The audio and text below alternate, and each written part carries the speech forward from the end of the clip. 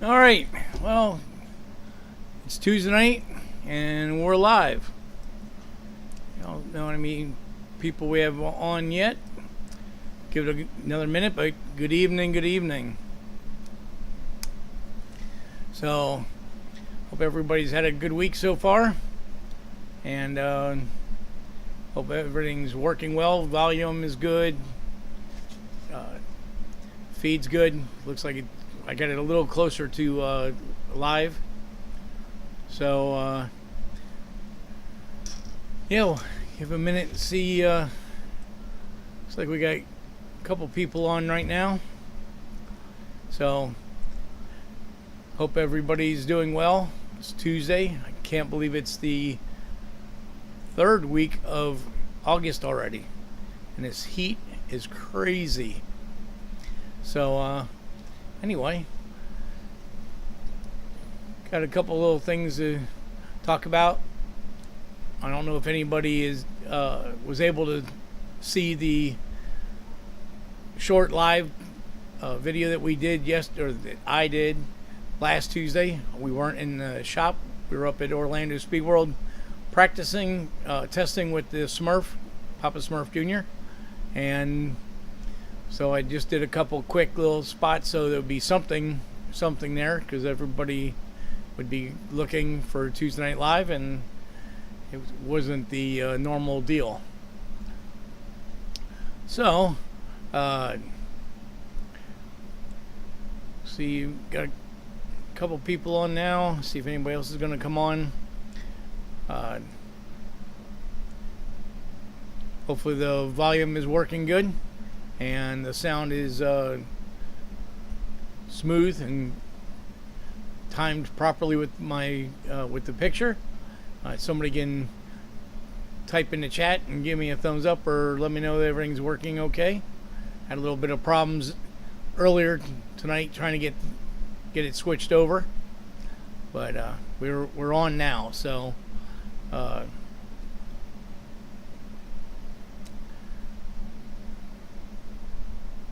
see what's going on. Haven't got any messages from anybody yet. Anyway, so I guess we'll get started anyway. So first thing is I shaved, which will make my wife extremely happy. She hates when I video and I'm not shaving, but that's how it goes sometimes. I'm not very happy about shaving all the time, so sometimes I get a little lazy. Anyway, some information. Well, let's just talk about the weekend. My wife's birthday was Saturday, so last weekend we went up to Jacksonville, went up to Jack's Beach and hung out up there. Brought some friends with us, and we had a really good time. Ate too much and drank too much, but it was a good time celebrating her birthday. And I saw on Facebook an update on the PBIR deal. So there's some interesting information there. The county is asking for people to fill out basically a questionnaire. You don't have to be looking to be a track operator or the construction company or any of that. They just want to hear from racers, from fans, from promoters, from racetrack operators, anybody that wants to give them some information. I'll put the link on in the descriptions. But let's see, I think I can bring that up. I'm gonna go. Now we gotta move some stuff around here for a second.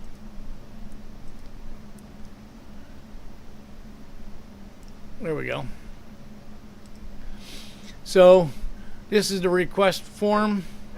Request for information. You got to put your name, a brief description of your background or experience in motorsports.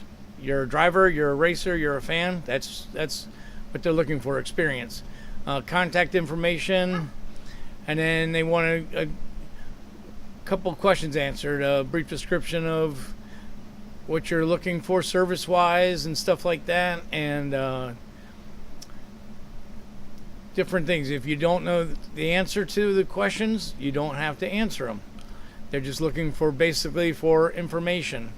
All kinds of stuff on there. And so we have till, I don't know if it's on here, yes it is, till September 6th before 5 p.m. to fill this out. So please, everybody should go fill it out.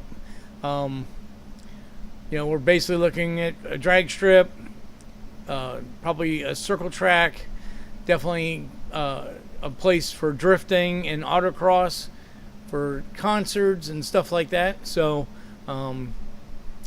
basically what they're looking for, they want to know what the public wants, and what the if we're a promoter or an investor, they want to know what you're looking for also.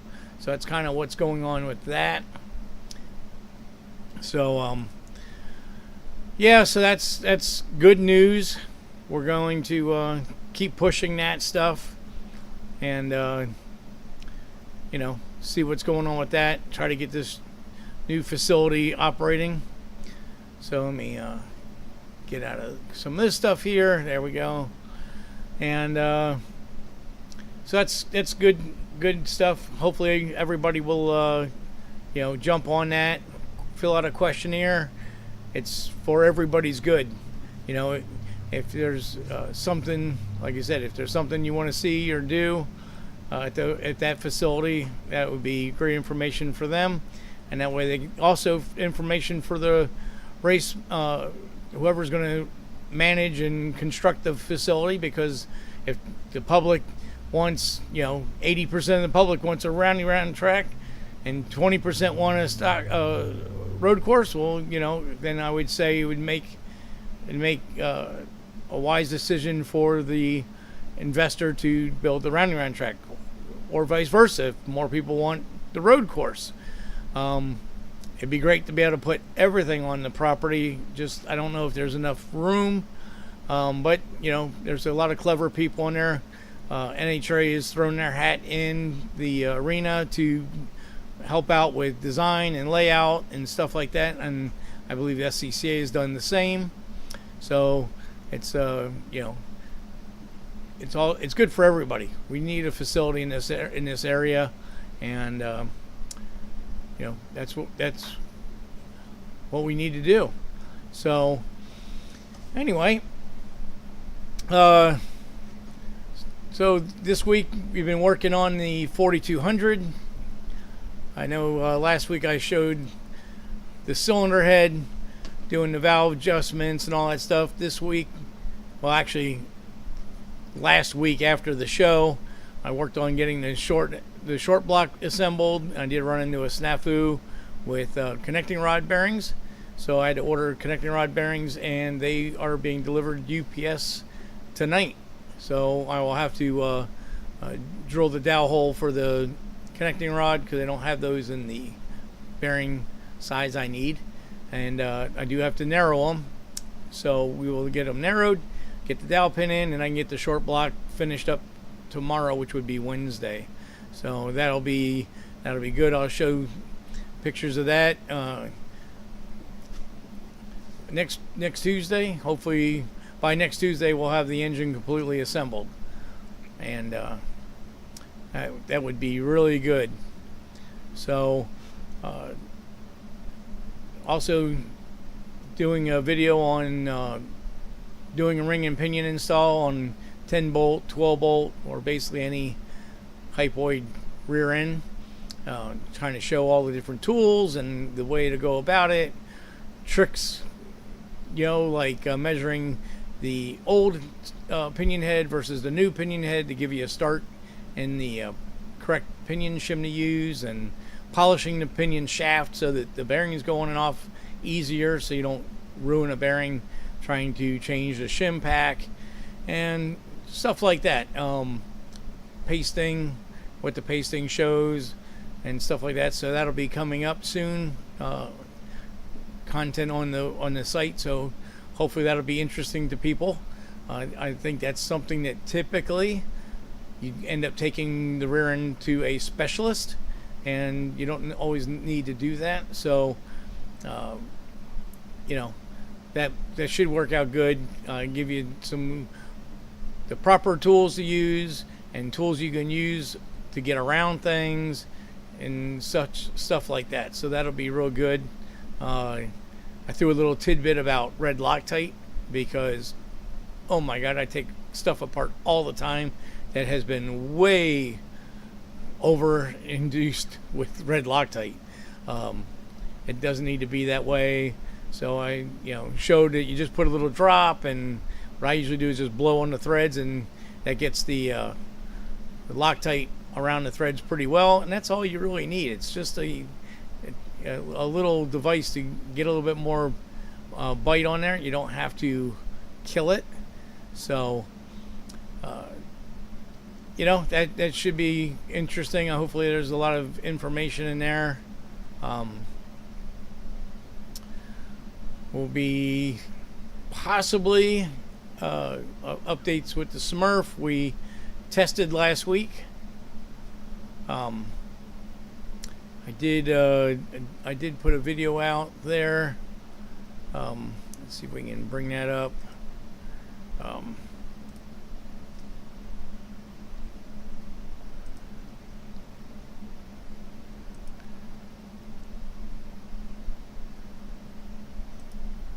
So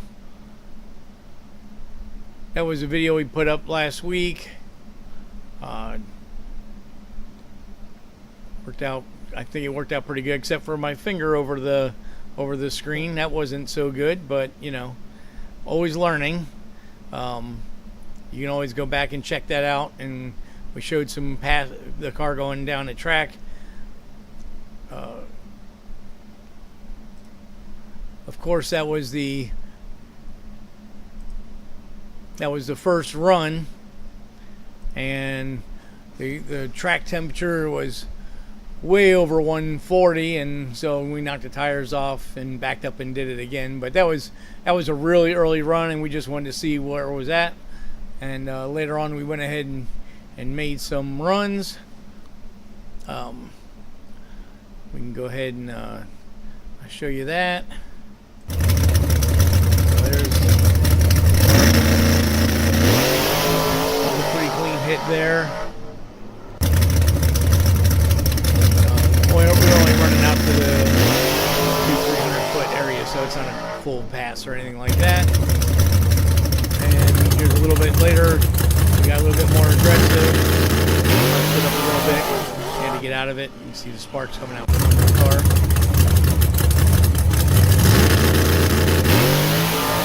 So that's what we did last Tuesday. That's why there wasn't a show on last Tuesday night. So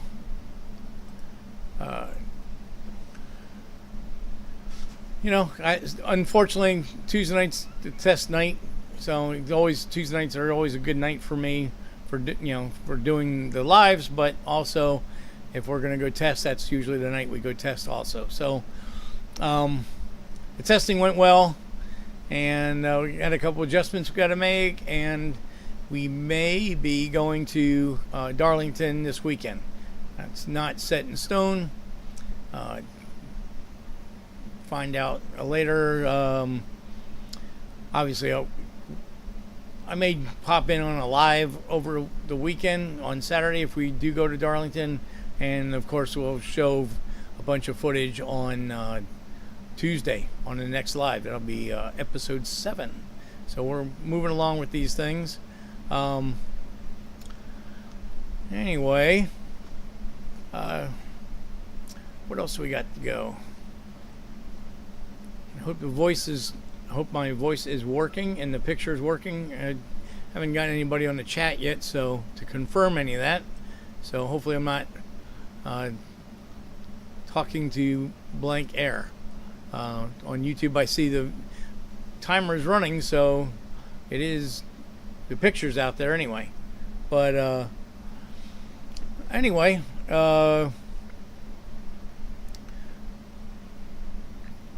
one of the things I want to do with this live is to bring everybody that watches the channel in, so we can have conversations and we can talk about different things that I do on the channel. Maybe explain procedures that I've done that weren't maybe shown properly on the in the video content, or if you just have questions on anything like that. Obviously, fuel injection, we do a lot of fuel injection stuff on here.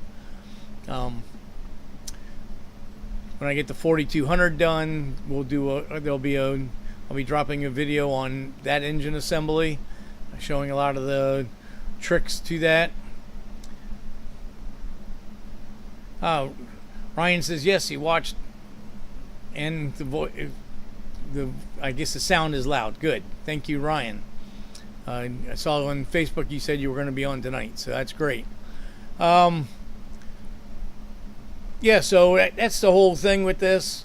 Not to beat a dead horse, but we definitely want,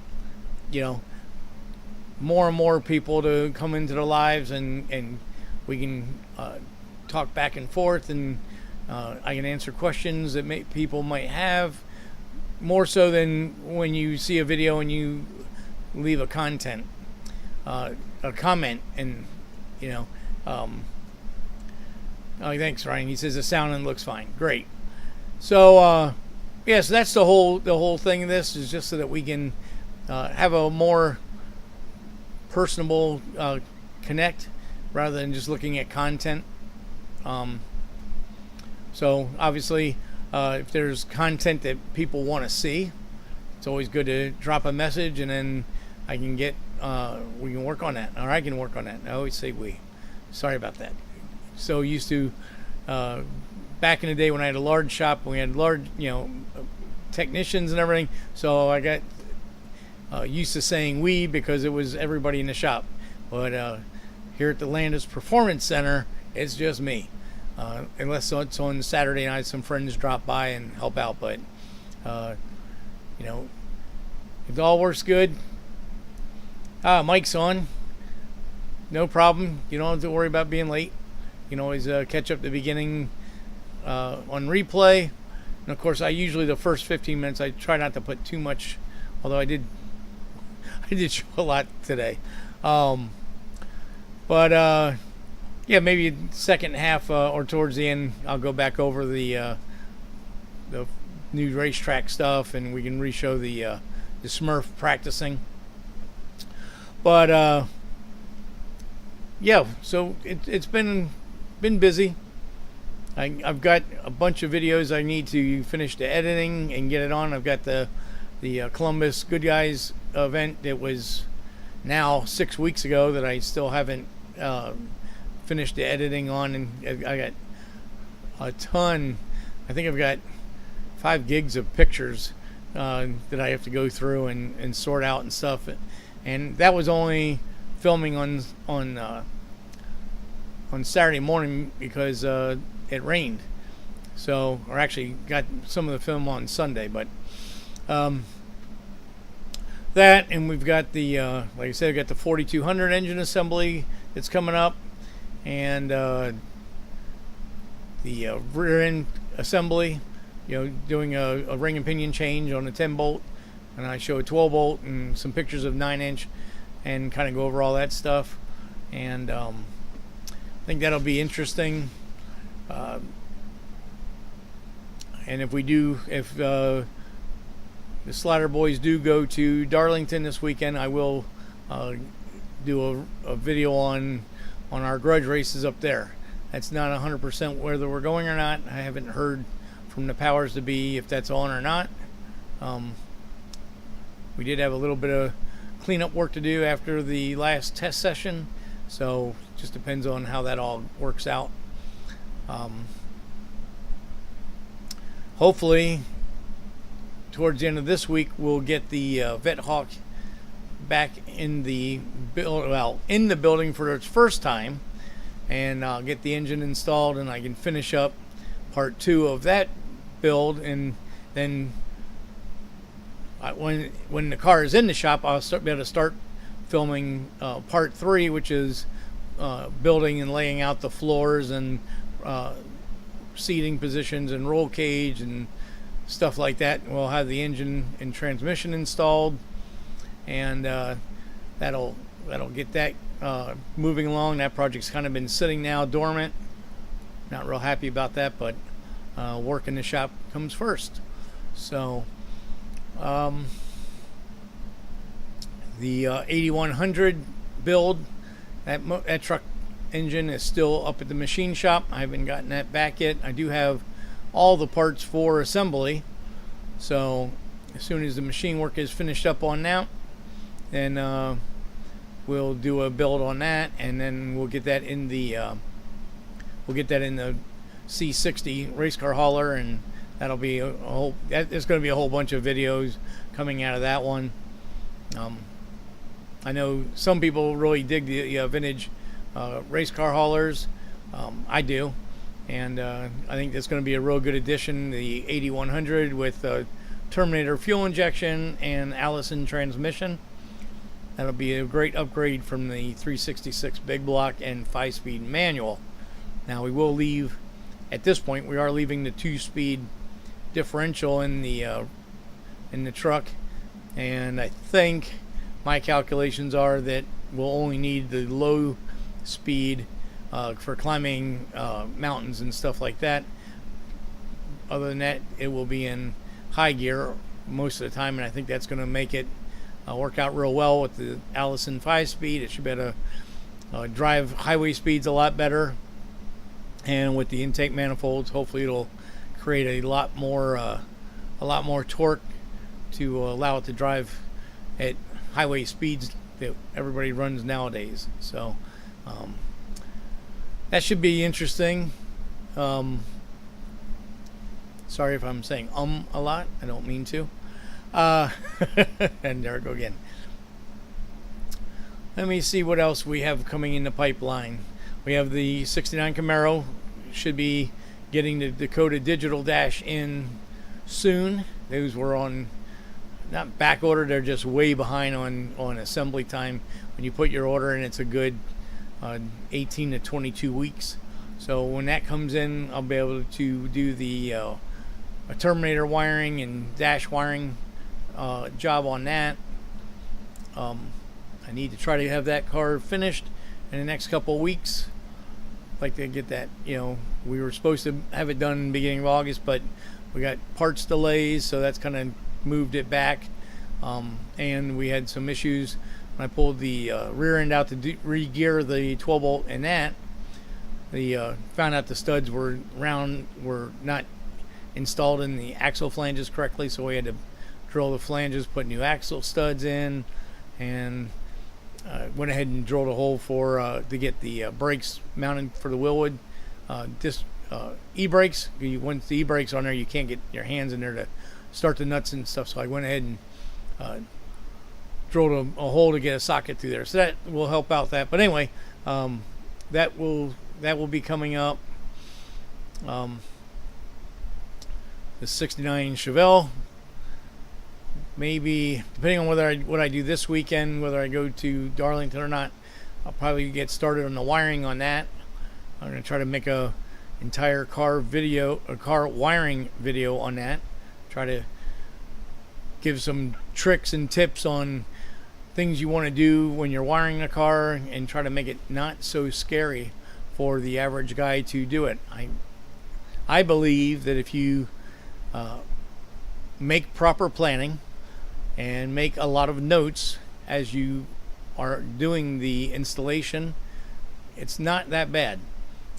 Obviously you need to have a grasp of how to wire, as far as how to make a wire, how to make good connections, what a relay does, what a resistor does. But we're going to go over all that stuff in the video, and hopefully it'll help people out. They'll be able to see how all that goes, and see how that all works out. So that'll be coming up in the future. What else do we have in the pipelines? We'll do another LS build when I build the engine for the Vet Hawk. That'll be a 427, so that'll be a pretty interesting build. That will have masked black label cylinder heads and solid roller camshafts. That's kind of some trick stuff in it. So hopefully that'll be interesting.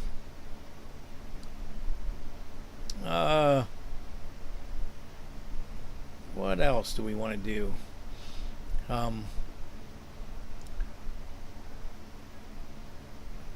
don't know what time everybody got on. Well, we'll save that for another.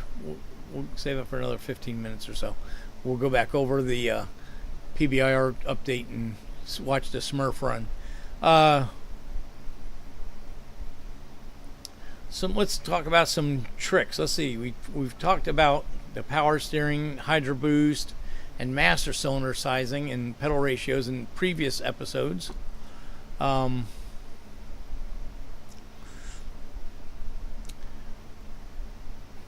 just went blank on my mind. We can go over brake lines and stuff. So I really like to run everything in stainless. It is harder to work with as far as getting a good double flare, but there are tools out there that will help with that. And you know, using the proper tools for bending the lines and stuff like that's all imperative. Yeah, well, I guess we need to look at stuff so we can see what actually would be tricks for that, but I will be showing some stuff in the Camaro build on that. I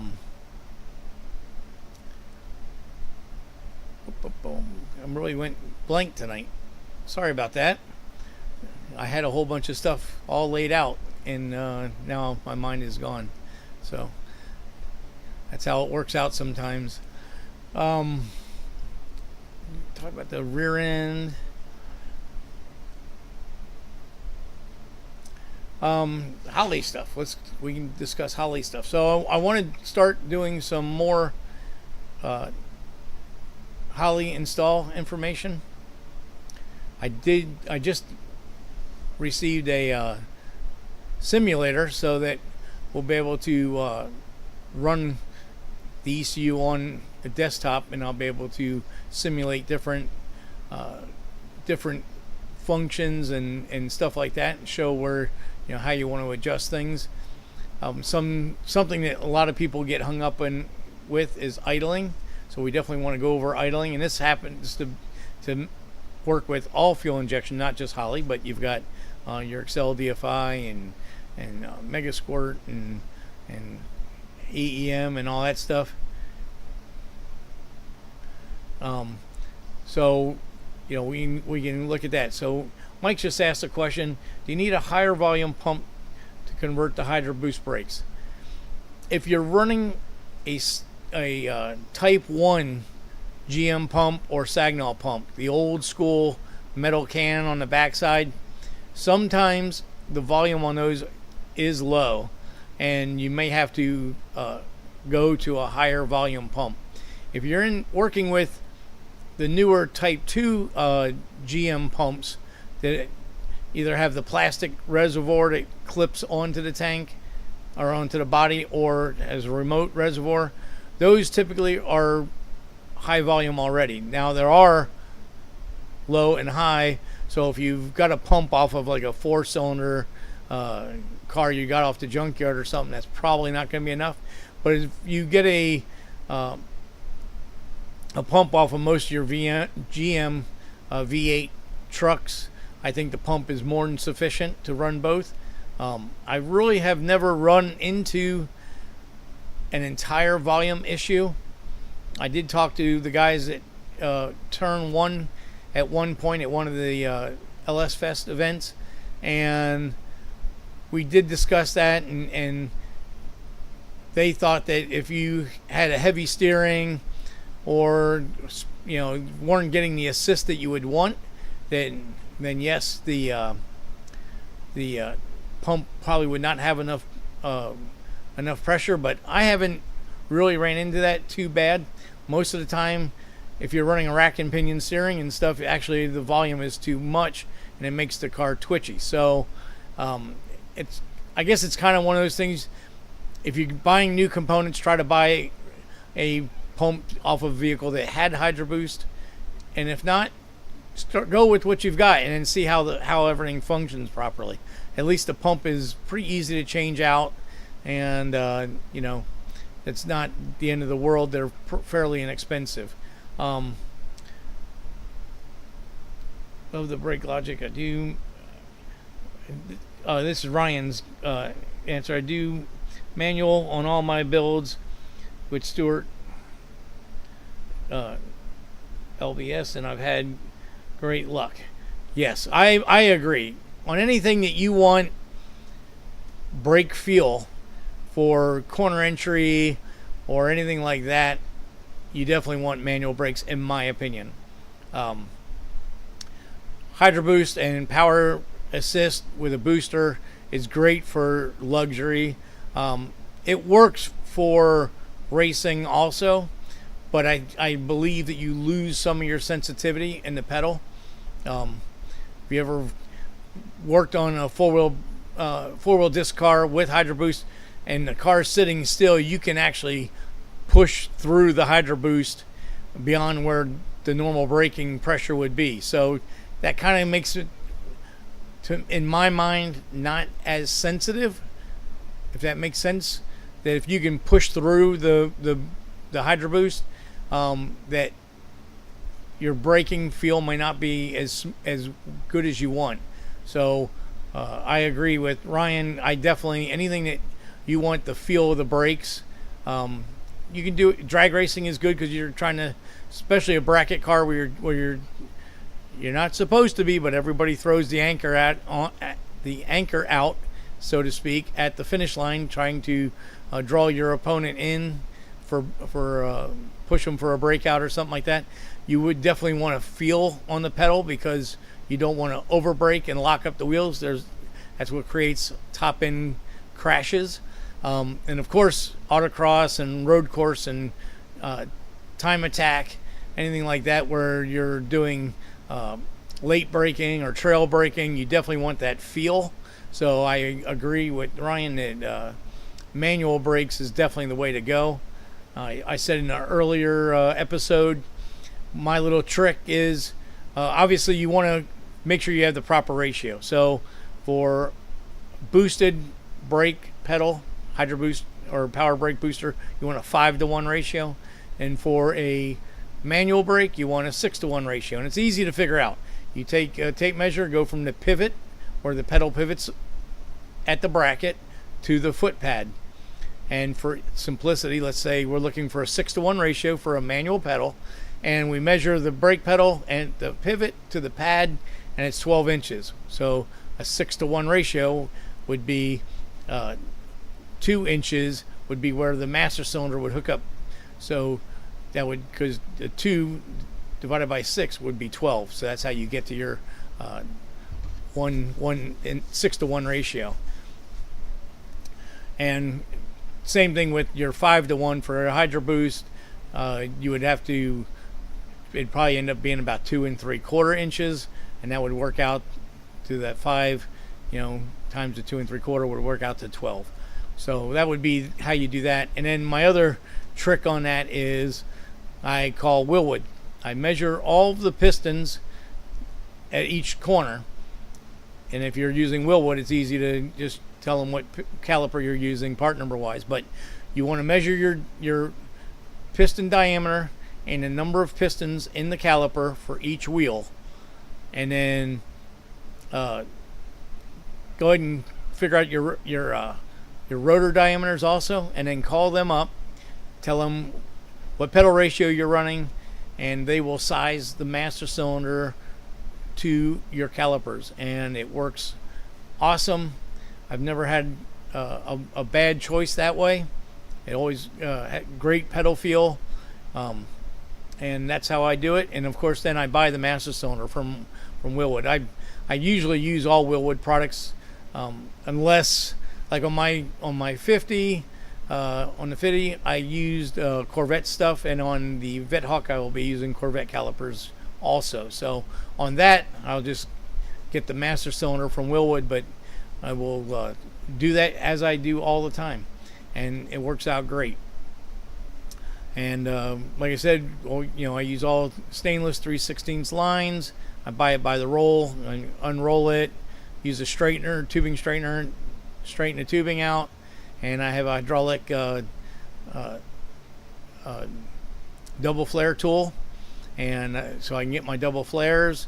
And depending on whether you're going to run AN tube and nut with a 37-degree angle, or you're going to run inverted flare with a 45-degree angle, I have all those different attachments, so I can make it for whatever I need. And that way you don't have to worry about brake lines rusting, and it just always looks nice. And anytime you can make the brake line solid, so it doesn't expand under pressure, you get a better feel for in the brakes. So as that goes, I use steel braided Teflon brake line. I don't use the rubber line unless I can't, or the project needs to have a rubber line, but I prefer not to. And that works out real well. You get real good brake pedal sensitivity. And throw a proportioning valve in there for your brake bias, or run dual masters with a balance bar. Either way, both systems work well. I do believe in the Vethawk. I think I'm going to go with the swing pedal with the balance bar and twin master cylinders, just because I'm probably going to have the pedals are going to be back from the firewall, because I'm moving the seating back pretty far on the car. So I think it'll just make it easier to make the pedals work and everything. But it does work with everything. Yeah, Ryan's asking about residual pressure valves. So what a residual valve does is there's a piston and a spring, and it senses the front to rear pressures, and then it adjusts to balance it out. So when you're braking, you always want the I like to have the rear brakes grab first and then the front brakes. Some people like the front first, but you're going to get your 70% of your braking should be front. So with the residual valve, with residual valve, your front brake engages, and then the pressure will climb as you're pushing the pedal in. So what it'll do is the residual valve will then, by spring pressure from the hydraulic pressure, it will move and open the valves so that it balances it out. Now, if you're building a performance car, I don't use a residual valve. I don't think it's necessary, because I'd rather have a fixed proportioning and do it that way. You can get your brake control by which reservoir you use. So if you use the reservoir closest to the piston for front, I believe that's correct. I just thought about that, and maybe I'm wrong, but you can get the braking to happen. Yeah, it should be the front reservoir. The reservoir closest to the brake pedal will create your first initial hit, and as you apply the master piston, you apply the master pedal, it pushes on the valve, which opens up the second portion of the master cylinder, which then gives all four corners braking. I like a fixed orifice though, or a balance bar, because that way you have the same brake bias front to rear all the time. Whereas with the residual, it's kind of happening by pressure. It should work seamlessly, but it doesn't always. And then there is always the issue of the residual valve is made for drum brake all the way around, or disc drum, or disc, because what the manufacturers will do in any residual valve that has drum in it is going to have a flapper in it, or it'll hold pressure against the shoes. So if you look at a drum brake, you got your wheel cylinder and you got your shoes and you got all these springs pulling it together. So what that does is it collapses the wheel cylinder. So if you don't have some type of residual, actually I got that wrong. We were talking about proportioning valves and residual valves. I got that messed up. So all that discussion was about proportioning valves, not residual valves. Now we're going to discuss residual valves.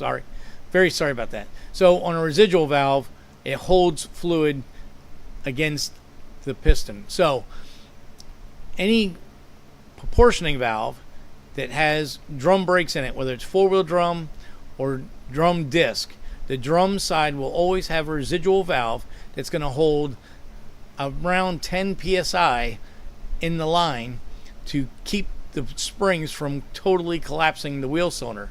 Well, what they're trying to do there is not have a dead spot in the pedal where you push the pedal and nothing happens and then all of a sudden the brakes grab. The other reasoning for residual valves is anytime the master cylinder fluid is below the brake caliper and or drum height. So a drag car or any of your 30s, 40s, 50s cars that the master cylinder is mounted underneath the floor, you have to run residual valves. They make two different ones, a 10-pound and a 2-pound. 2-pound is for disc brakes, a 10-pound is for drum brakes. So on like the 50, my 1950 Chevy that I autocrossed, that car had two residual valves. They were both 10 psi. 2 psi. And the whole reasoning for that is that without that, you'd have to double pump the pedal to push the fluid to get the calipers to engage to the shoes, and then the second pump to make pressure, because you can only move so much volume at one point on one stroke. So when all the fluid runs downhill. So if the master cylinder is mounted downhill from the calipers or drums, you have to apply the pedal to move the volume of fluid back to make contact, and then usually you'll have to make a second pump to actually make it have brakes. You put the residual valve in line, that cures that problem. Now the residual valve is holding a little bit of pressure against the pistons, not enough to make drag, but enough that everybody is full and fluid and it's ready for your brake engagement. When you do that, the brake pedal works perfectly fine. You would never even know that the master cylinder is low. Now, here's a caveat. On the 54 Chevy that I did last year, I used a remote mount master and I put the reservoir up in the wheel well behind the hood hinge. So now the fluid reservoir was basically at the same height as the pivot point on the brake pedal. So it simulated if the master cylinder was mounted on the firewall. Now on that vehicle, I did not have to use a residual valve because the gravity of the fluid from the master cylinder reservoir to the master cylinder exceeded the pressure of the fluid at the caliper. So the fluid, when you were let go of the brake, the pressure didn't run back to the caliper, or from the caliper to the master cylinder, because it had the weight of the fluid pushing down on the master cylinder, which kept everybody full. So that's the way it works. If a residual valve goes bad, you can tell because all of a sudden you have to pump the pedal to engage the brakes. If you have to pump the pedal a couple strokes to actually get the brakes working, then your residual valves are not working. And if you look at them, it's really simple. It's just basically a rubber duckbill that when the fluid travels to the wheel, the duckbill opens up and allows the fluid to travel. Then when the fluid's coming back, the duckbill shuts and the weight of the fluid going against the duckbill keeps it sealed shut. So unless there's trash in the fluid, usually they last for years and years and years.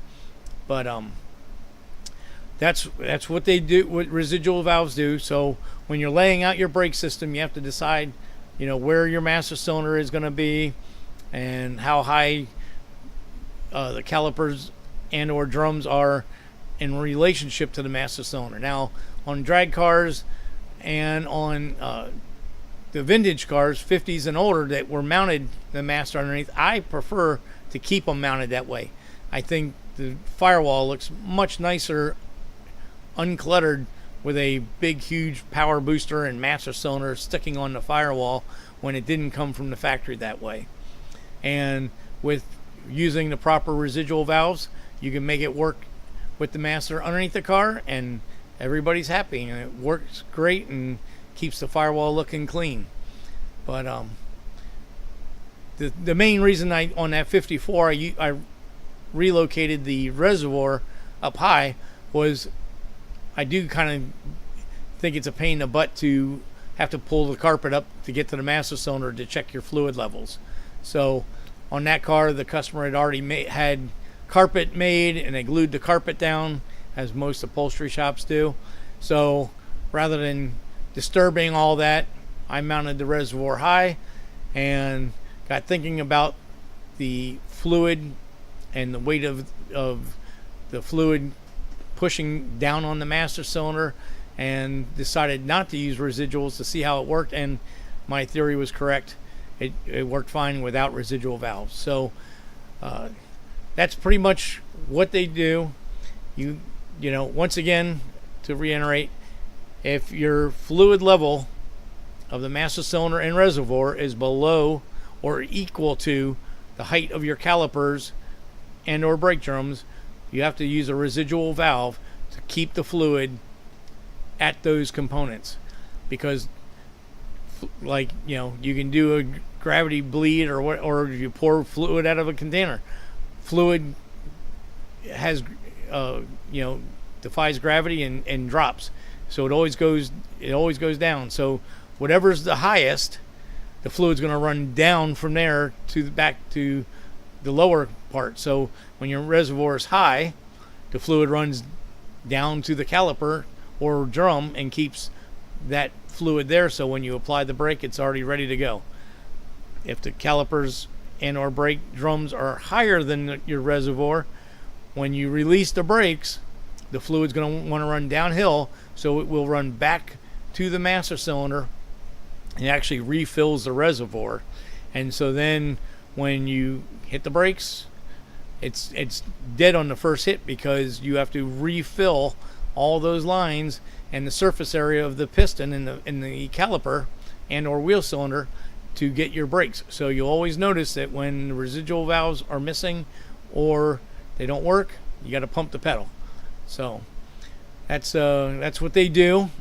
I hope that is a good explanation. It works, that's for sure. And I've seen cars without them, and the pedal's always a two pumper when, like in a drag car where they mount the master cylinders low.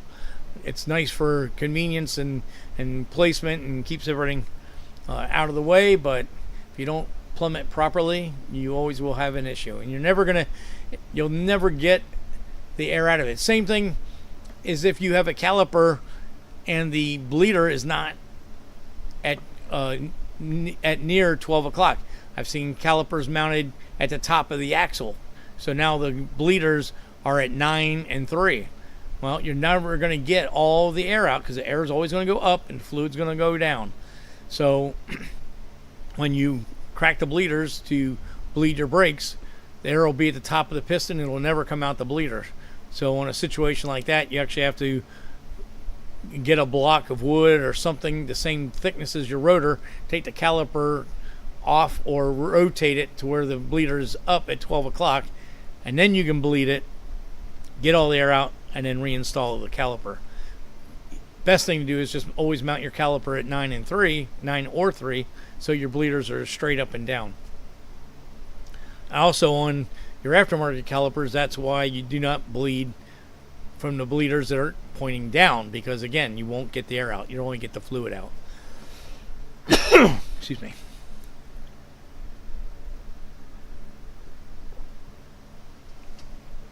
So that's basically how the brakes work as far as that goes. Those are, really good tidbits that, everybody that has figured it out learned the hard way. We've done it wrong many times, scratched our heads, had that brake system that you used 2 quarts of brake fluid trying to get it bled, and you're scratching your head and you still can't get it right. And it's all because component orientation is wrong, or didn't have the right components in it, or have the system laid out properly. So that goes back to when I was talking about wiring. You always have to have everything laid out and planned ahead of time so that things make sense, and it works out that everything works the way it's wanted. You put a relay on that function, it's going to take a lot of amperage, and you got a tiny a low amp switch to activate it. If you try to run all the amperage through the switch, you'll burn the switch up and or pop the fuse. So that's why we use relays and diodes, so you don't have power backfeeding, and resistors to change the resistance of a component.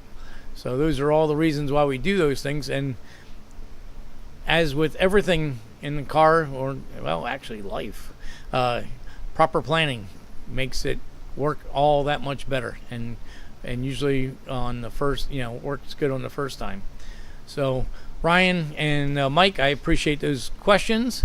I hope I answered them in a way that you can understand. I might have babbled there for a bit, but just trying to explain how things work in the best way I can. I'm not a philosopher. I'm not an engineer. I'm just a guy that's done this a long time, and I've done all the mistakes. I've been there, done that, and tried to learn from them so that I don't make them anymore. It works. It's pretty cool at this point when I'm building cars, because typically most of the things I put together work the first time, because I've, as I said, I've fell in those pitfalls before and learned how to get around them, and don't want to do that anymore. So again, thanks for the questions. Hopefully we can get some people to put some questions in next week, and we can have another great discussion. I really appreciate that, because I kind of thought I had a whole night planned out. And of course, as soon as I went live, it went out the window. Everything I thought was going to take so much time to discuss, it went really quick. So for the people that came in late, we can go over a couple things that I showed earlier. One of the things, mistakes are how we learn. Nice to hear someone who's done the same great job tonight. Thanks, Ryan. Yes, somebody tells you they know everything and they've never made any mistakes, they're lying through their teeth. This is how we learn, by trial and error. When I tell customers this and friends this all the time when I'm building their cars, I try to, after the car's done, I like to put like 100 miles on it, because I am not a car manufacturer. I don't have a fleet of engineers and computer rooms full of CAD computer simulation programs, and a whole R&D test lab that's testing all the components before we put them on the car. We're doing it by looking at what kind of components we want to put in the vehicle, trying to design the car for what we are using it for, like a pro touring or a cruiser, drag car, road race car, autocross, or a combination of all of those things. And we're not always going to get it right. So that's why I like to put like 100 miles on the car and really put the car through its paces. And even when I get that done, I may drive a vehicle differently than the person that owns the car. So I always tell them to throw a pad of paper in the car, and if they run across something that feels goofy, or engine runs a little weird at this temperature or this pedal pressure or whatever, transmission doesn't want to shift at this speed, write them down, and then we can go over and fix them. Because even though I try to drive the car like grandpa with an egg under the gas pedal, and then the next time drive it like an animal to the floor all the time, and then the next time like a soccer mom who, believe it or not, they drive pretty aggressively. They may not go really fast, but they don't slow down for turns and stuff like that, and late braking and stuff like that. So you try to simulate all those different kind of driving styles to make sure that the vehicle does what it's supposed to do. Like I said, we aren't multi-million-dollar companies with all these facilities for people already doing all the R&D testing. We have to do it ourselves. So proper planning, proper execution, and then testing to make sure that it does what we want it to do. Those are the keys. Yeah, if you have to do that if you really want the vehicle to be able to be driven. And to me, no matter what the vehicle is built for, I think it should be used. So, good example is we took Scott's 2 cars to Columbus, and it was one of those things that people are like, wow, you just jumped in those cars and drove them 2,400 miles. What would happen if it broke? Well, one thing, if it broke, we'd try to figure out what it is and fix it, or have it towed to a facility where we could fix it. But those cars have been proven. We've road tested them. We've gone through all the things. Are they 100%? Probably not, but they aren't 50% either. They're definitely in the high 90s. We're really to the point where it's really finite tuning for making the car perfect. So I have no qualms driving them anywhere. Driving to California, anywhere, doesn't matter. So those are the things. Mike says the new GM brake systems are a complete nightmare to do repairs on. The procedure tells you that it will need 4 to 6 bottles of fluid or more to bleed. Wow, are those electric boost assisted? I know with the ABS system, the old ABS system, the air was an issue, and most of the times we could run an auto bleed, and that would internally run the ABS pressure pump and try to force the air out of the system. But I'm not familiar with the new systems, Mike. I don't know what they've changed. It sounds like a nightmare, though, if it takes 4 to 6 bottles of fluid to get them to work, blood properly. But I guess a good thing is you're getting a good flush out of the system.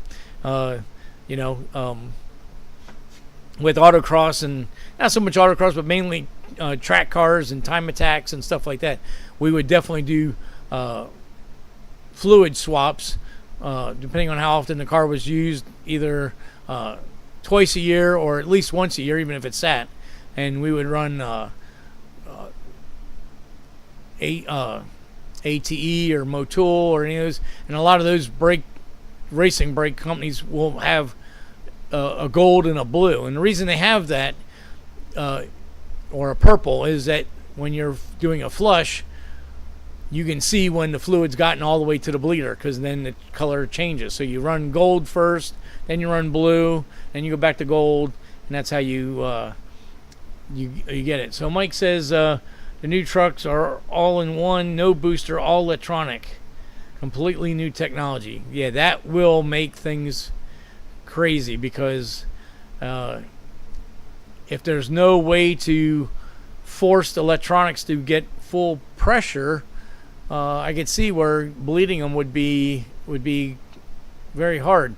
Now, do they allow pressure bleeding where you can pressurize the reservoir to bleed the system out? Are you guys doing that kind of bleeding in the dealer, or are you just doing old school, fill the reservoir and then pump the pedal? So which way are you guys doing that? Because I would think if you could pressurize the reservoir, that would push most of your air out without having to do much with the with the electronics. Although if there's calibration issues, that would be a whole nother subject. So I think maybe I'll try to stay away from that. Yes, you do pressure bleed. Okay. Wow, that's crazy. It takes 4 to 6 bottles of fluid and you're pressurized bleeding. So,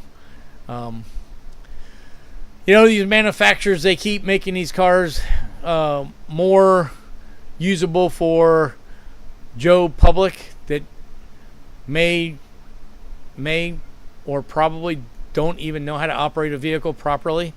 This whole autonomous vehicle stuff, that's all set for people that never took the time to learn how to drive. So that to me is taking the pleasure of driving a car. The whole reason I'm in this industry, they're getting rid of that. They're letting computers do everything for you. I'm not against, obviously I love data, so I love computer monitoring, computer recording, but I'm not crazy about computers activating things for me and thinking that it knows best. So yeah, I feel bad for you guys that work in the dealerships that have to deal with this new stuff. I went to a couple of classes with the radar and all the other components that they put in the vehicles now for emergency braking and for parallel parking and crash avoidance. And man, what a nightmare they've done to these cars. You get a small bumper, you crash your car on a bumper, and it's not bad enough to damage the car, but enough to maybe push in the plastic bumper. It pops back out, or you pop it back out with some heat, and the sensors are all askew now and nothing works properly. So what a mess. I've been going all the training on the safety systems with all the cameras, auto braking and steering. Yeah, you have to. I mean, if you're working on this new stuff, when I went to that class for the crash avoidance, they were saying that the independent repair shop that wants to calibrate that stuff would have to set up a bay with all this checkerboard on the floor and on the walls, and I mean basically about $40,000 to $50,000 worth of equipment if you do all makes and models, just so you can align all that safety equipment. It's crazy. But it makes sense for the dealer because they're trying to put us out of business. They're trying to put the independent guys out of business. Mario says all good till warranty's up and it fails. Customer's going to faint when they get the bill. Yeah, that is 100% true, and it's really true for the EVs. I was trained on some of the hybrids, the Toyotas and the Hondas, and I've replaced some of the batteries in those when I worked in a fleet shop. And people were dumbfounded. They're driving their Prius. It's got 250,000 miles on it. The paint's faded, but the car still drives good. They still get good fuel mileage. They love the car. They just haven't maybe taken the best care of it. And now the hybrid battery goes bad, and it's $5,000 to replace it. And they about have a coronary. So now the companies have come out with Dorman and I think Standard have come out with refurbished battery packs, but all they are is they just go through and read each cell. If a cell doesn't come up 100%, they just put another cell from another battery in there till it reads 100% on all of them, and then they resell it again. They're $2,500. So that being said, when these EVs start going bad and there's $20,000 to $30,000 worth of battery replacement, people are gonna crap. And they're not going to get government assistance for replacing their EV battery. So what's going to end up happening is a lot of these cars are going to go for sale or scrapped, and then we got a whole other problem with these lithium-ion batteries in the scrapyard, and then the fires and everything that goes along with it. The EVs, in my mind, are not the way to go. They're not a bad thing for local transportation. They're definitely not for long distance driving. You're not going on vacations with your EV car unless you're going to take an additional week so you can make your stops and charge your batteries along the way. But that's just me. Mike says, I think GM says that scare shops away. Most relearns are done with a scanner and some drive time. Okay, that makes sense. I mean, the dealers, I think, are definitely, or the Steelers, are definitely trying to scare independent shops from doing this repair work, because they're cutting their profits to sell the cars, because the cars are so expensive nowadays. So they need to make it up in the bays. And if everybody keeps going to independent repair, well, they're not making it in the bays. So, that creates a loss in their factor. So I can definitely see where the dealers are trying to keep the customer coming back to them so they can make the recovery on profits. The EVs are definitely a whole different project, conversation. Ryan says pre-testing is high on my to-do list. Great topic. Whether it's wiring, on my glasses on, wiring, braking, or drivability, nothing more humbling than a build with issues. Yes, when you get that car all bolted together and you take it around the block and you don't even make it, wow, that's a real kick in the groin, But that's why we test. Even race cars, we took Smurf out last Tuesday to test. We have to test.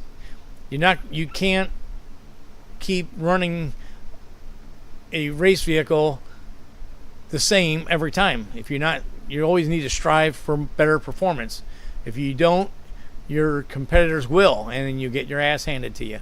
So you have to always be testing, always looking, what if I change this? What if I change that? And, that's how it goes.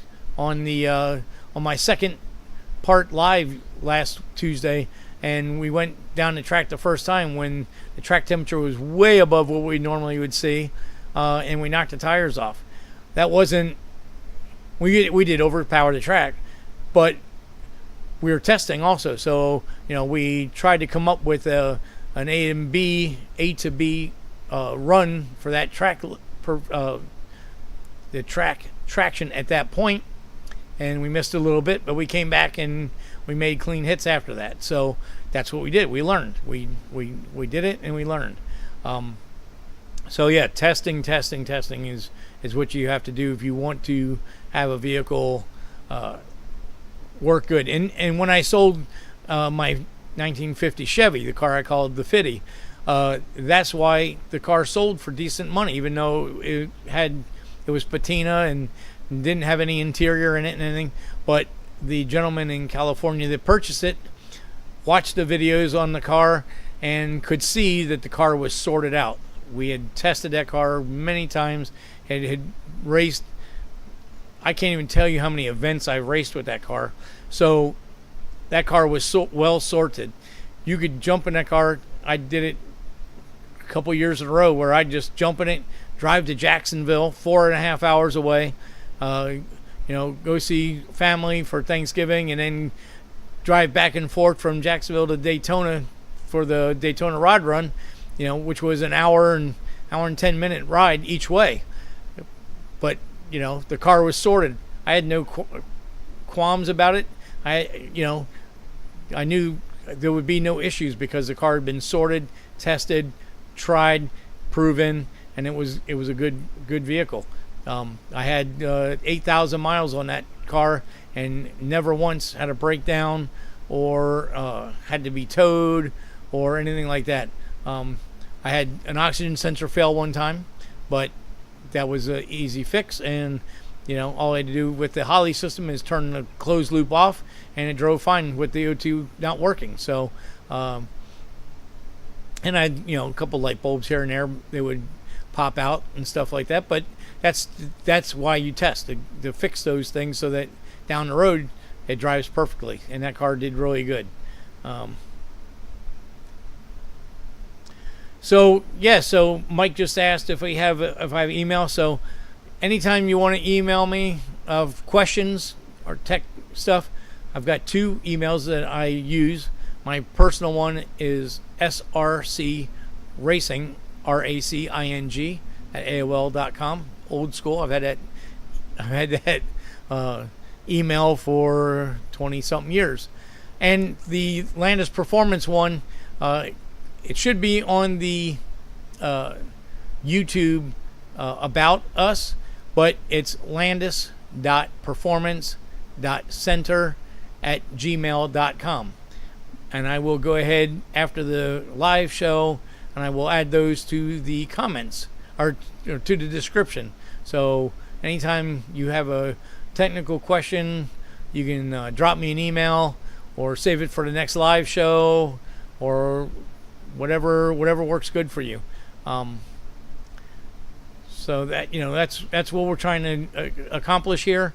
Not trying to show my age, but I've been building cars for 40 years now. I cannot believe it's been that long, but it is. Time flies when you're having fun. So I've had the ups and downs. I've learned when problems arise, figured them out, learn to not do them again, learn to engineer around things like that, try to avoid the pitfalls. So that's what I've done, and that's what this channel is for, to bring some entertainment and to show how things are done in my eyes. There may not be the correct way sometimes. I may have a shortcut that other people do or don't do, but they're the ways I've learned over the last 40 years, or it could be a way I've learned tomorrow or the next day. I'm always trying to learn. The fuel injection stuff I've been doing since 1995. A lot of people haven't been that involved in fuel injection for that long, but in the early 90s I went to GM tech school and learned the C3 carburetors, which I'm sure nobody remembers them. Maybe Mike might. He's been a Chevy dealer for a long time, dealer mechanic. But back in the day when they were trying to first pass carb emissions back in the 80s, they took the Rochester and they put a duty cycle solenoid in there with metering rods and a TPS sensor and a ECU, and they tried to control fueling through pulse width modulating the metering rods in the main jet. Worked okay, but the biggest problem was at that point not many mechanics had worked on those. So if you hadn't been through the school and you didn't have the fixtures for setting up the proper heights and the stop ranges when you rebuilt the carburetor, it became an issue. So they kind of got a bad rap about that, but they worked. And of course, the O2 sensor sucked back then, so it didn't even have a heater. It was just a one wire, so the exhaust had to get hot before the O2 would even actually read. And then it was a narrow band, so it only read 14.7 accurately and skewed rich or lean beyond that. So it was, it had wideband technology and stuff. It'd have been a whole different subject. Yeah, MC solenoids. Yeah, meter control valves. They were fun. Yeah, Mario says you used to rip them off and drop on a Holley. Well, that was probably a better choice. You could definitely tune the Holley way better than that carburetor. Again, like I said, with the O2 sensor not being heated and being a narrow band, it barely worked. And I mean, it was a great theory, but it wasn't very effective. And then they moved into fuel injection very quickly because it didn't work. Yeah, and non-computer controlled HEI. Yeah, that was always good too. You can create your own curve, and instead of having ECU do it for you. Yep. And Ryan says 35 years here, and the one thing I learn is there's always more to learn. You are 100% correct on that. I still love this hobby, lifestyle. Great job. Thank you. Thank you. You said Mr. Lance, but I just said thank you. I'm glad that you guys are enjoying this. Hopefully you're getting something out of it. I'm with you guys. I eat, sleep, and drink this stuff. I hate people. I hate having to hear friends, family, my wife talk about how they hate their job and all this other stuff, and I just inside I smirk and giggle, because to me, I've never really had a job in my life. I've worked on cars. It's what I love to do. Even before I could actually do it for a job. I mean, I went through like 10 cars before I even had a driver's license. My dad was a body man at dealerships, and he always had a warehouse at night where he would, side business, and I would go there and, 14, 15 years old, ripping stuff apart, putting it back together, trying to figure out how it all worked. And in fact, my parents told me as early as 4 years old, they hated buying me any kind of mechanical toys, because I'd go in my dad's shop and get tools and rip them apart. And of course, in my early years, would never be able to put them back together. So purely ripped them apart and ruined them. But no, I love this. I definitely think, a good way of looking at life is you should always try to learn something. I always listen to what anybody has to say. My school of thought with listening to other people is I believe half of it and forget the other half. Try to weed through what's the correct stuff, but there's still things to be learned sometimes from talking to guys. And the whole time I was in the business, I always hung out with the old techs and picked their brain and stuff like that. And again, half of it was BS, but there was always nuggets of good information in their conversations. And so now I'm trying to pay it forward by doing the same thing with this channel. Mario says, for my own stuff, can't do that to a customer. Well, I hope you get good success, Mario. And there's nothing wrong with doing your own stuff. I mean, that's something to love. It's nothing better than working on your car all day Saturday and then going to the track Saturday night, or going to the cruise in Saturday night and showing all your buds what you accomplished and what you're doing from there. Here in our home area, Palm Beach County, we have on Facebook, we have a Saturday night cruise group, and that's what they do. Saturday nights they meet up and they'll cruise. They'll go to hit a couple of spots and just go drive. And what a blast to be riding with 15, 20 other like people with their hot rods and taking over the streets and popping into a complex and an event, and we're all having a good time. Mike says 95 TBI 5.7 Suburban is awesome. I love it. Starts every time and goes down the road 14 to 60 miles per gallon. Just don't stand behind it or it'll choke you out. Yeah. So 95. So you still have a straight TBI. You don't have the Vortec with the spider in it. I know your old truck had that. One thing I wanted to always try on those older TBIs is to get either the Daytona sensor or an Innovate LC2 wideband, put that in there, and then take the analog output and send it to the ECU and see how different it would run with getting better information. So both of those wideband controllers will output a obviously I'll put a linear voltage to simulate a wideband to like an Excel DFI or something like that. But they'll also simulate a narrow band. But the thing is, with a narrow band sensor, you're only sending it, it only has that narrow band that it actually can read, and it's only really accurate at 14.3 to about 15.1. So beyond that, it's not accurate at all. So it's hard in my mind, it's hard for the ECU to make good decisions. But if you fed it a signal from a wideband controller, it's getting much better information, and even though it's filtering it back to a signal that the ECU can get, I bet you it would run better. It would be something fun to do. Mary says, yes, indeed. Mike says, let's do it in my second vehicle, my daily. Oh, you got 04 Avalanche. Yeah, that'd be good to put a wideband in. And I imagine your Avalanche has got a 5.3, so that would be a premium vehicle to put a Brian Tooley truck Norris camshaft in there. Man, that thing would pick up all kind of power and run really, really stout. It's a really good camshaft.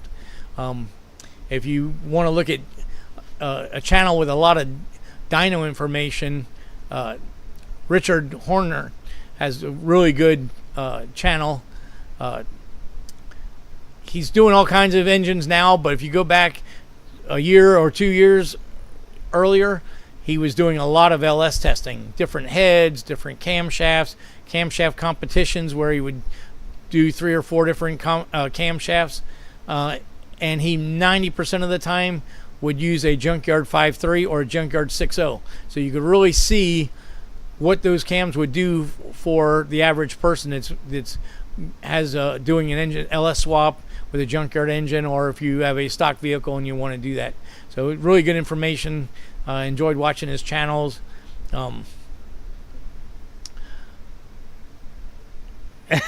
Mike saying, stop, it's getting expensive. Yeah, well, hey, we're all in it for fun, It's great to continue to tinker. You don't have to do all that stuff. And the other thing is, you can always watch the marketplace. You see camshafts for sale used all the time at good prices. So at least this way, you could maybe do some research and find a inexpensive camshaft used, and then go to Richard's site and maybe find it in one of his dyno tests to see if it actually works or not.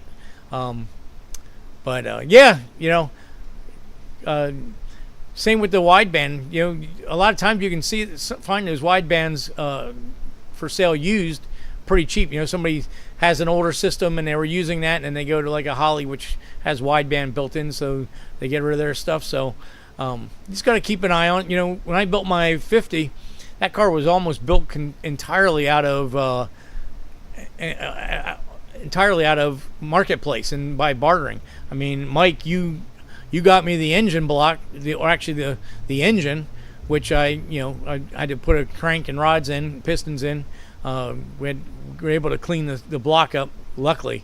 And I ported the heads. It did a lot of stuff to it, but I mean, you got the basis for me to start, and that motor made almost 500 horsepower, and was not by any means optimum. I just picked a cam and put a Trailblazer intake on it, and we still had stock valve size. They were stainless, but they were still stock valve size and stuff, and stock compression ratio. So LSs are great for that. They really respond quickly. Mike says this Suburban has 210,000 on it. An Avalanche has 185. Either engine has ever been open. There's nothing wrong with that. Those motors will go good.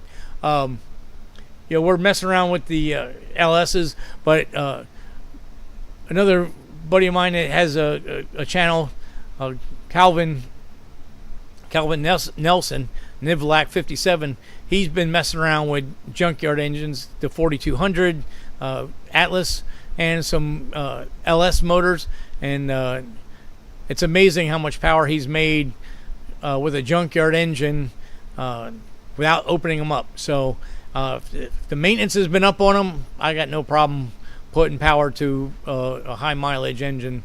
These new engines, the machining, assembly, manufacturing is so superior to what the old cars had, that they run forever. So there's no issues there. Oh yeah, you saw some of the build in 50. Yeah, I appreciate that. It was a fun car. I didn't have we weren't doing a lot of videos at that time when I built the car. There is a complete build pictures on protouring.com.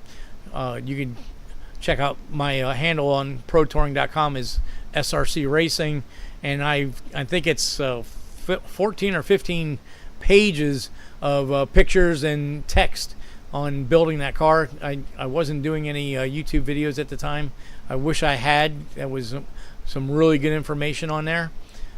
So I really enjoyed building that car. And had an extreme amount of pleasure racing and driving that car. It just unfortunately got to a point that it was time to put a ton of money in it. And being that the entire time I had the car, it was beg, borrow, and steal to build it. I didn't have a ton of money in it, but I had a ton of labor in it. But I wanted to put a full interior in the car.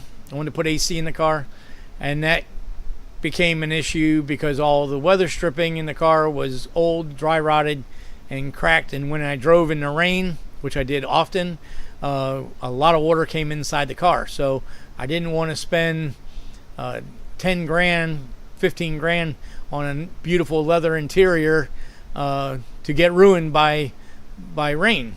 And to paint the dash and some of the interior trim panels, I was going to have to pull all the glass out. Well, that then opened a can of worms, because at that point, do I jam all the window frames and the door jambs and everything with the color the car would eventually been painted? And then I had the issue with the driver's door, that some of the window tracks were broken in it. So when you raced with the windows down, it would crack the driver's window. So that needed a lot of repair work on the driver's door, and I was going to replace the door, but then the patina's not going to match. So at that point, it was like, okay, so now I'm looking at full interior and full paint job. So those are two things that I don't do myself. I have painted cars in the past, but I would probably have somebody paint that car if I still had it. And that was I was looking at putting 30 grand in the car, and I just couldn't see doing that to that car, because I was at a point where I enjoyed the 4 years of racing the car, driving it, going to car shows and events and stuff, and that would have just totally changed the way that car was. It would have been a beautiful car done like that, and I had the vision. I knew how I was gonna do it, and I know it would have looked awesome. But I just came to a point where the car ran its course. It was a good car autocrossing. It was not a great car for autocrossing. And I wanted to. I became more competitive personally with my standings on the autocross tracks. I wanted to finish higher than where it was. Some of that is probably me driving, but some of it was definitely the specs of the car. It had a pretty long wheelbase.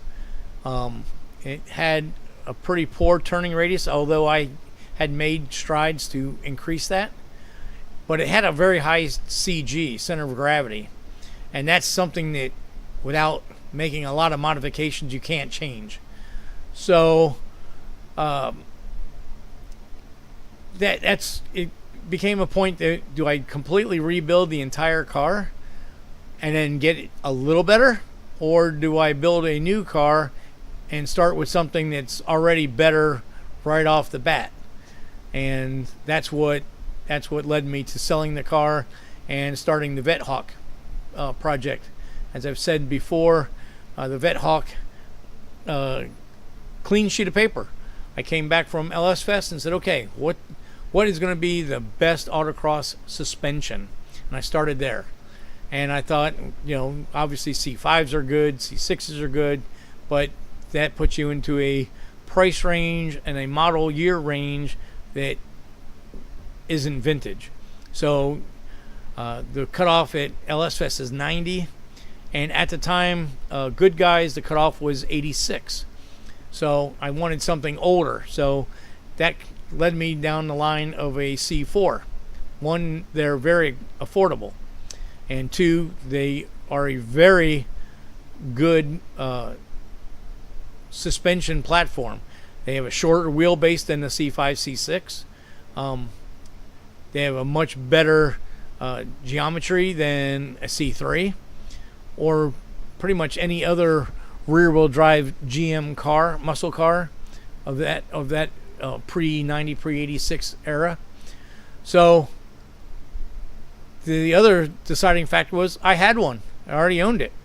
I bought this vet cart. It was a 89 C4, and somebody had already taken the body off and kind of made door bars and door mesh, so to speak, for it. And they had jacked up the car like a lot of people do on the fiberglass, so the floors were broken out of it. And I just bought it because the price was right. I paid $400 for it. So I had thought about putting a motor and trans in it and making a burnout car and kind of like a Hoonigan car just to go out and have a blast with. My buddies could drive it and we wouldn't care because we had no money in it. We wouldn't care about crashing or anything. So that was the start. And then I decided I didn't want a Corvette, even though the Corvette had a good suspension. So what would fit on the Corvette with minimal amount of channeling or sectioning to make it match the wheelbase? And that's when I found the H-body, Monza, Skyhawk, Astra, Omega. What was the other names that they used? But those bodies those wheelbase are within 3/4 of an inch of the C4 Corvette. So that was kind of a no-brainer there. So that's what started this whole new project. Ryan says, understand on the old Chevy, 30-40K on a nice body and paint build is the norm now. Insane. Yeah, it is insane. You want to risk hurting if you make the right choices. Well, that was the thing, with the car being patinaed, I could spin it out on an autocross track and it wouldn't, hit a couple cones. It wouldn't hurt anything. And when our local racetrack was operating, PBIR, we used the go-kart track as our autocross track. So they used a lot of go-kart barriers as gates, which those are typically filled with water, and I mean they can be like a wall, but they left them empty. But nevertheless, if you did slide into one, you could get a dent, you could get a scuff in your paint. Luckily, knock on wood, I don't hit cones very often. I try to drive pretty well within the means of what I've got. I don't try to overdrive too much.